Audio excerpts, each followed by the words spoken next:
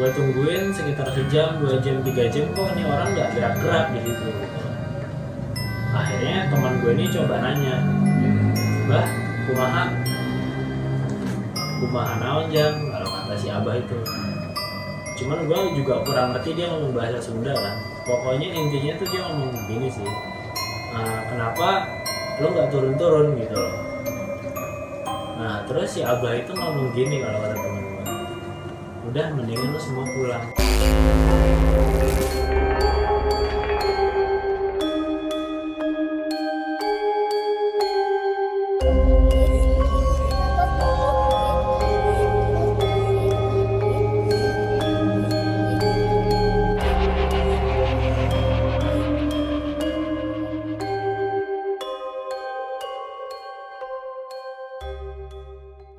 Oke, dengan saya Montesa sendiri di sini saya kedatangan salah satu narasumber yang bakal saya perkenalkan. Bisa diperkenalkan Bang, namanya siapa? Nama gue Teguh. Ya. Gue dari Jakarta sih. Apa ya?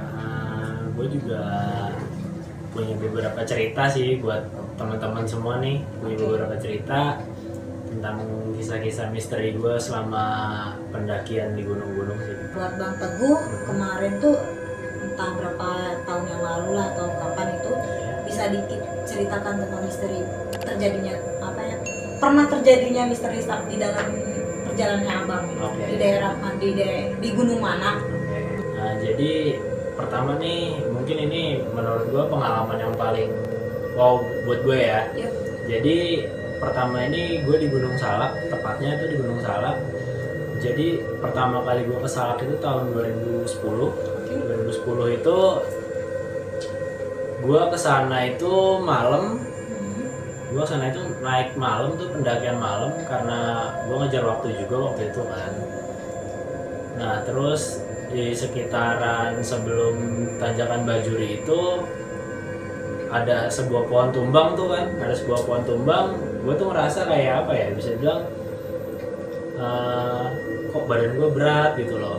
Gue jalan kok makin lama tuh, walaupun gue bawa keril, maksudnya bawa keril tuh nggak begitu gede sih, maksudnya bawa keril nggak begitu gede dan nggak begitu berat juga karena gue cuma bawa air sama logistik aja kan. Udah gitu kok lama-lama jalan trekking gitu, kok makin lama tuh gue ditinggal sama temen-temen gue gitu loh. Ya mungkin karena memang satu faktornya itu awalnya gue masih berpikiran positif gini, karena memang jalan gue lama, atau memang karena memang gue tuh belum tidur dari hari sebelumnya gitu kan, gue belum tidur. Terus makin lama kelamaan kok badan gue tuh terasa kayak berat banget gitu loh, berat. Nggak taunya sebelum tanjakan Bajuri, 100 meter sebelum tanjakan Bajuri itu, temen gue ngomong gini, "Keril lu makin lama makin tinggi ya," digituin kan. Loh, kayaknya keril gue cuma bawa keril ukuran 60 liter kan. 60 liter kok temen gue bilang makin tinggi. Gue nggak pernah, maksudnya memang barang di keril itu gue selalu kosongin supaya apa, nanti suatu saat kalau memang ada apa ya, bisa bilang ada keadaan darurat, gue bisa masukin sesuatu yang memang nanti dibutuhkan gitu loh untuk keadaan darurat. Nah temen gue ngomong gini, "Kenapa carry lu tuh dipenuhin semuanya gitu loh, jangan semuanya bawa berat." Enggak, gue nggak bawa berat, gue ngomong kayak gitu. Terus udah gitu gak lama teman gue ngedeketin gue tuh, dia ngomong gini, "Kok keril lo bukan keril, apa dong?" Gue bilang gitu. "Itu kayak cewek, cuman rambutnya tuh putih," dia bilang gitu. "Oh iya," gue bilang gitu kan. "Iya serius," kata dia. Udah kan keril gue lepas. Nah setelah keril gue lepas itu, kok badan gue tuh makin berat gitu loh. Akhirnya gue bilang sama teman gue gini, "Gue nggak bisa nerusin nih perjalanan." "Kenapa emang?" "Badan gue udah nggak sanggup." "Ya udah," kata dia gitu, "kita diam di sini aja dulu," kata dia gitu. Oke, diam di sini. Kita nunggu pagi, akhirnya kita bikin tenda. Temen gue ngomong, "Yang gue lihat semalam itu nenek-nenek naik ke kepala lu." teman gue ngelihat, dan gue jujur aja gue memang nggak bisa ngelihat, mungkin kepekaan gue kurang gitu. Kepekaan gue kurang, cuman teman gue yang ngerasa paling peka ini tuh bukan paling peka sih, maksudnya yang peka ini tuh ngomong gitu, ini semalam tuh ada nenek naik di kepala lu. Dan gue pun ngerasa oh iya, tapi kayaknya nggak mungkin deh, karena gue orangnya bukan orang yang gampang percaya sama gituan awalnya kan. Dari situ gue naik cuma sampai tanjakan Bajuri, dan gue nggak pernah balik lagi ke situ karena temen gue sakit kan. Udah kita balik aja turun kata dia gitu. Oke turun, akhirnya gue baliklah ke rumah. Selang beberapa bulan kemudian gue sama anak-anak rencanain jalan ke situ lagi kan, tapi akhirnya nggak pernah jadi. Terus akhirnya ya di tahun-tahun berikutnya baru kesana lagi sih. Baru kesana lagi. Oke, terus Bang, setelah itu kan pendakian bersama nih batal nih, maksudnya nggak nyampe puncak kan, akhirnya kalian turun lagi ke bawah dan kalian melakukan pendakian lagi di tahun berapa? Di tahun 2011 itu, tepatnya bulan Februari, gue naik lagi lewat Kawah Ratu. Di Kawah Ratu pun terakhir gue naik itu dari Kawah Ratu. Pertama kali gue naik dari Kawah Ratu itu ya sama, tempatnya di Tanjakan Bajuri itu.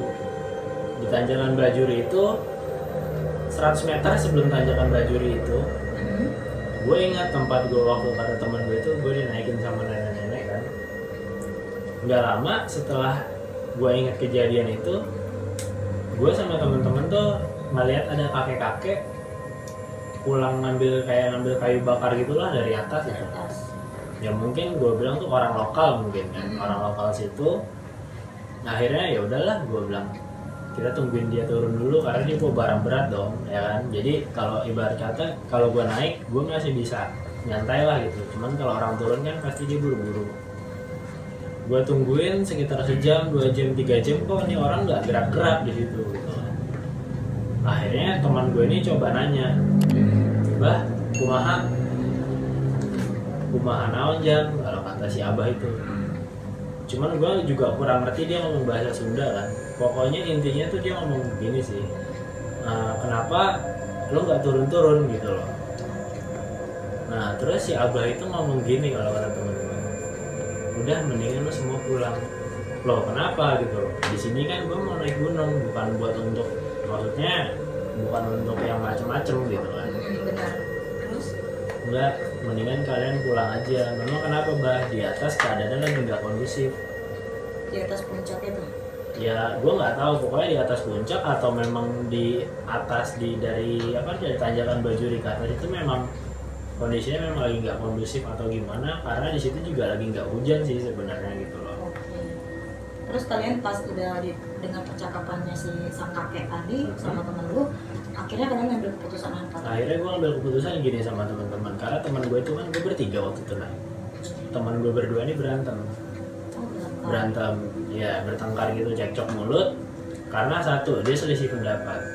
Gue bilang seperti ini, yaudah sekarang gini, orang lokal udah ngomong kita suruh pulang, ya udah kita pulang. Gue bilang bukan karena gue takut atau apa, ya intinya sih gue nggak mau yang namanya bisa dibilang songong di rumah orang lah, ibarat kata seperti itu. Udah kita pulang lah. Akhirnya gue pulang sampai bawah tuh, sampai di Javanaspa, gue ketemu kakek lagi. Gue tanya, bah, tadi saya di atas ketemu abah-abah turun bawa kayu bakar, terus kamu disuruh ngapain? Disuruh pulang. Bagus, kalau kamu pulang kamu bagus, daripada kamu lanjutin naik kamu bakalan gak selamat, kata orang yang dibawa gue temuin. Oh ya udah, gue bilang berarti kan alhamdulillahnya nih gue masih bisa ngikutin omongan orang tua gitu loh. Udah, orang lokal itu ngomong supaya lu pulang gitu. Ya udah gue pulang gitu, gue nggak mau, maksudnya niatnya di gunung itu gue cuma mau nyari bisa dibilang hobi gue gitu loh. Jangan sampai hobi gue itu nyelakain gue, kalau gue sih gitu pikiran gue kan. Akhirnya gue balik dan gue ngomong sama teman-teman gue itu, ya udah besok sekitar bulan depan atau 2 bulan ke depan kita balik lagi, dan kita balik lagi ke situ setelah 2 bulan ke depan. Itu di tahun yang sama juga? Tahun yang sama, di 2011 itu juga gue balik lagi ke sana. Gue belum masih sampai helipad lah. Sampai helipad itu gue ketemu sama cewek satu, dan itu pakai baju hijau. Dan yang pendakian pertama lu nggak ngeliat apa-apa? Nggak ngeliat apa-apa. Terus yang pendakian kedua lu bisa ngeliat?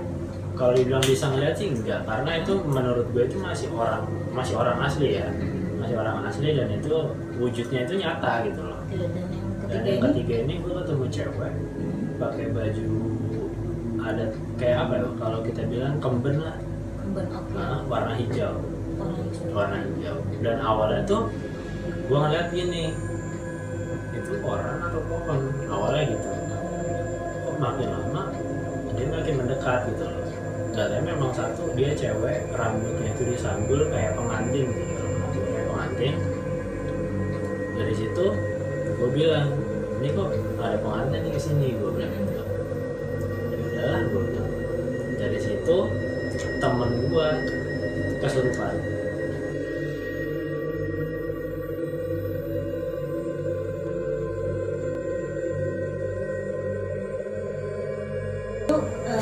Pendakian yang ketiga kali ini berapa orang?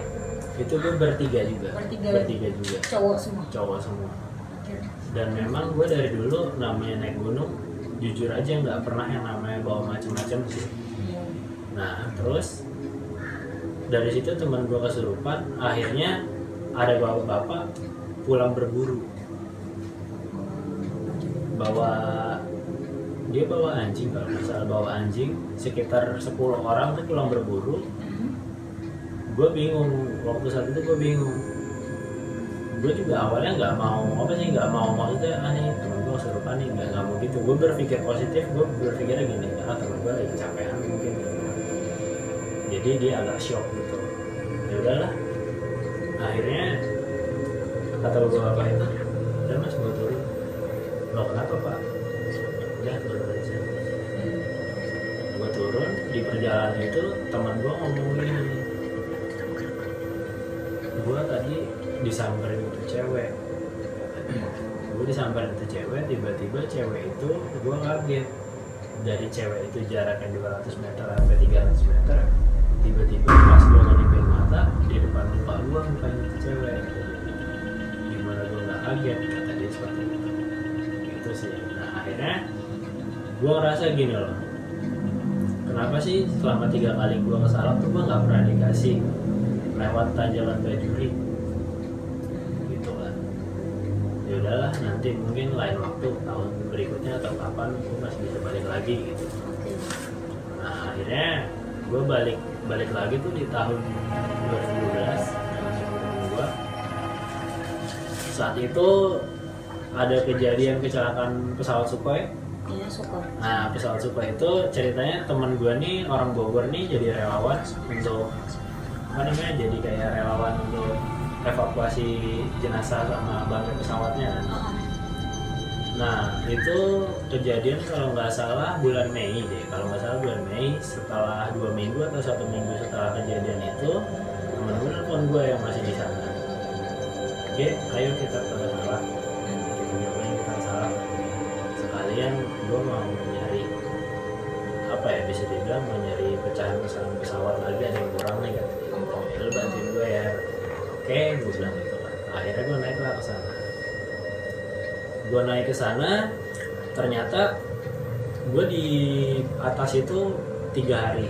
3 hari awal tuh gue naik dari arah Kawaratu.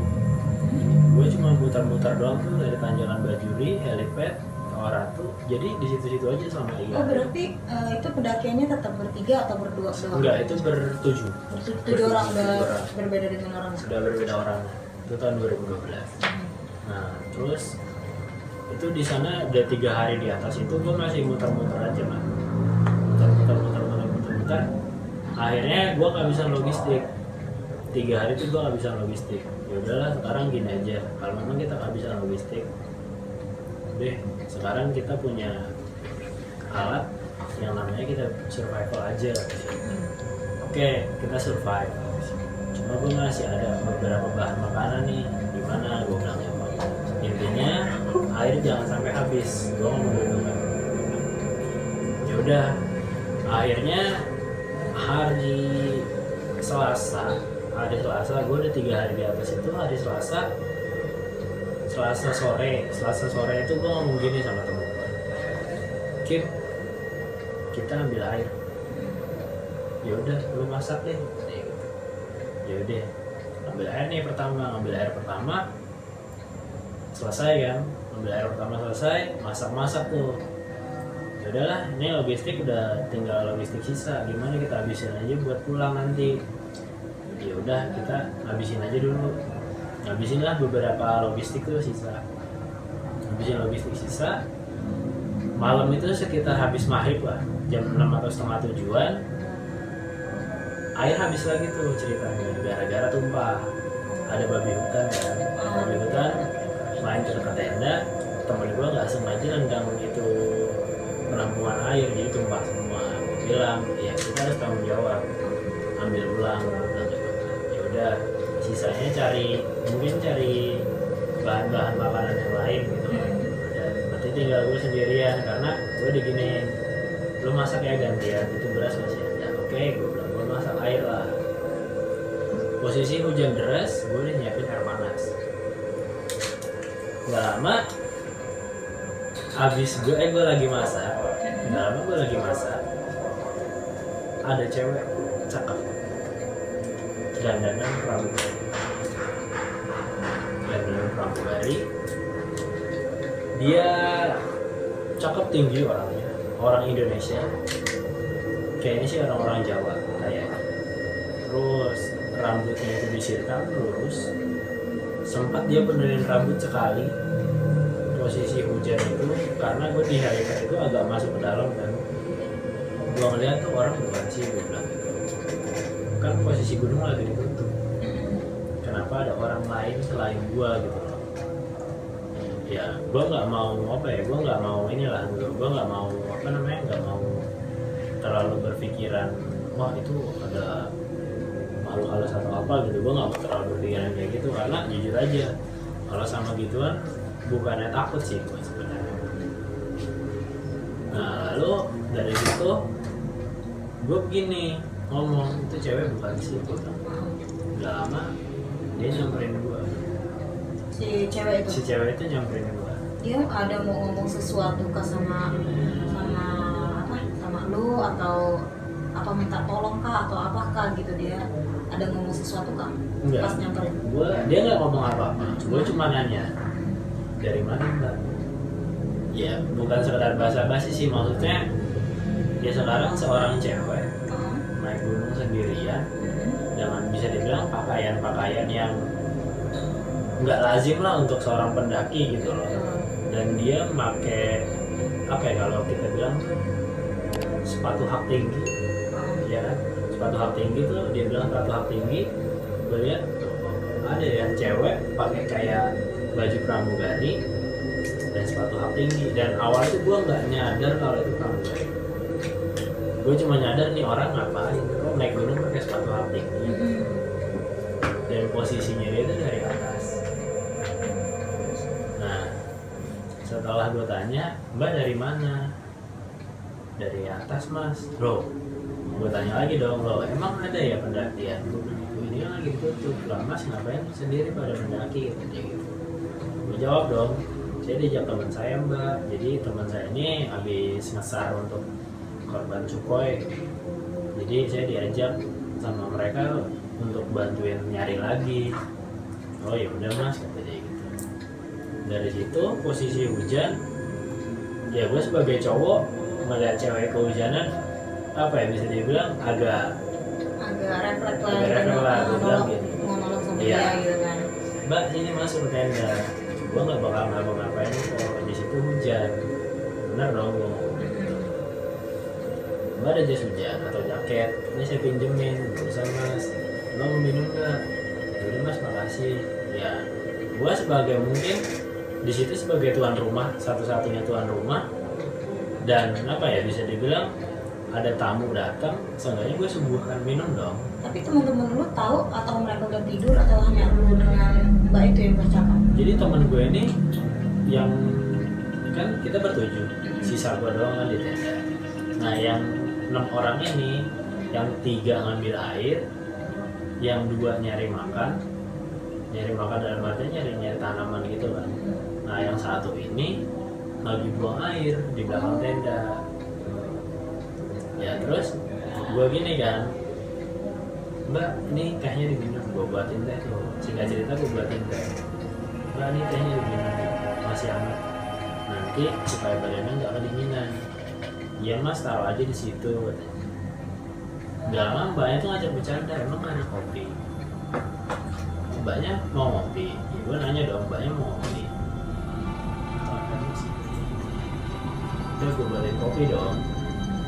Gue buatin kopi, cuman gue bilang mau kopi apa mbak? Kopi hitam saya nggak ada. Ya udah kopi apa aja mas? Oke, gue buatin kopi. Kita kopi susu.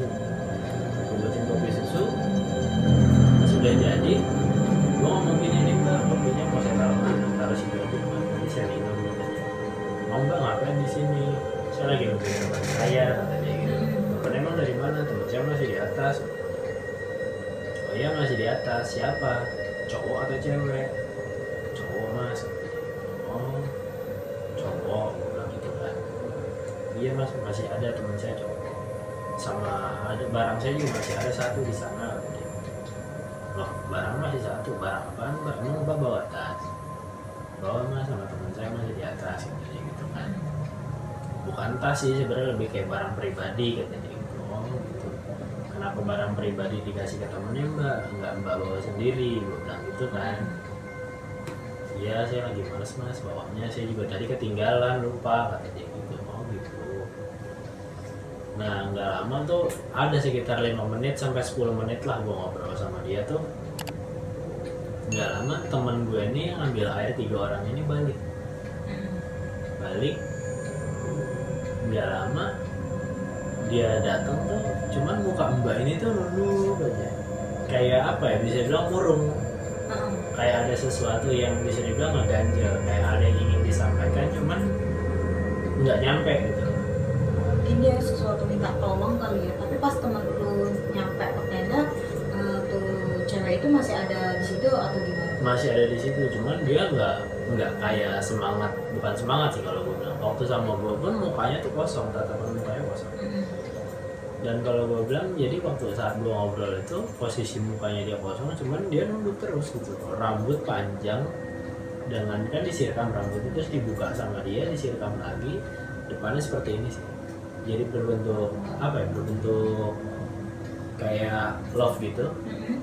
Dengan begini, mukanya tuh begini terus, cuman nutupin matanya itu, rambut itu nutupin matanya. Gue tanya dong, mbak, sini masuk hujan di luar. Enggak mas, dia di sini aja. Ini kopinya nanti dingin. Kenapa udah saya minum? Kapan? Gue bilang gitu dong, kapan? Ini kayak orang nggak pindah-pindah gitu loh. Orang nggak pindah-pindah, dia duduk di pohon tumbang itu. Orang nggak pindah-pindah, tapi gue udah bilang udah minum kopi. Takut kali dia racunin pikiran gue gitu. Nggak lama, teman gue itu datang kan. Teman gue itu datang. Dari situ temen gue ngomong gini doang, lu ngomong sama siapa? Gitu. Dan itu cewek gue bilang, mana ada dia gitu ya, kata-kata kasar biasanya seperti kita ke teman-teman lah, nggak ada lah ini. Nah itu cewek gue bilang, itu cewek 1. Udah nggak ada, ngigo lu kan? Udah lu makanya jangan biasa tinggal sendirian, kan banyak halunya ya. Bisa rakap berapa banyak lo gitu. Ya gue bilang, gue memang gak suka gitu-gituan kan. Nah terus gak lama temen gue ini keluar lagi. Kata temen gue gini, gue mau ambil air lagi ya bawa 2 orang. Yang 1 lagi nih yang buang air ini ceritanya keluar nih. Temen gue ngomong gini, gue tadi ditimpuk sama siapa? Gue bilang gitu, gak tahu, sama orang berapa. Lalu lu buang air di mana? Tapi posisi cewek itu pas teman-teman lu datang, dia tetap masih di pohon itu atau? Tetap masih di pohon itu, dan dia tuh duduk dan gue nggak tahu ya teman-teman gue ngeliat atau enggak, tapi yang gue sadar sih gue ngeliat jelas dan